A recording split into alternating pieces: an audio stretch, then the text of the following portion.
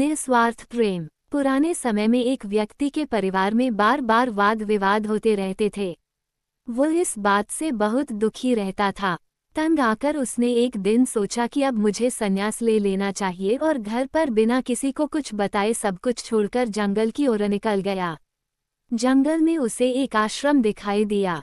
वह आश्रम में पहुंचा तो उसने देखा कि एक संत पेड़ के नीचे बैठकर ध्यान कर रहे थे। दुखी व्यक्ति संत के सामने बैठ गया और उनका ध्यान खत्म होने का इंतजार करने लगा।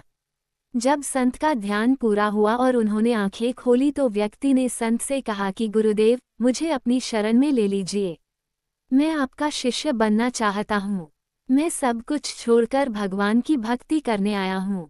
संत ने उससे पूछा कि तुम अपने घर में किसी से प्रेम करते हो? व्यक्ति ने कहा कि नहीं, मैं अपने परिवार में किसी से प्रेम नहीं करता। संत ने कहा कि क्या तुम्हें अपने माता पिता, भाई बहन, पत्नी और बच्चों में से किसी से भी लगाव नहीं है? व्यक्ति ने संत को जवाब दिया कि ये पूरी दुनिया स्वार्थी है। मैं अपने घर परिवार में किसी से भी स्नेह नहीं रखता। मुझे किसी से लगाव नहीं है, इसीलिए मैं सब कुछ छोड़कर संन्यास लेना चाहता हूँ। संत ने कहा कि भाई, तुम मुझे क्षमा करो। मैं तुम्हें शिष्य नहीं बना सकता। मैं तुम्हारे अशांत मन को शांत नहीं कर सकता हूँ। ये सुनकर व्यक्ति हैरान था।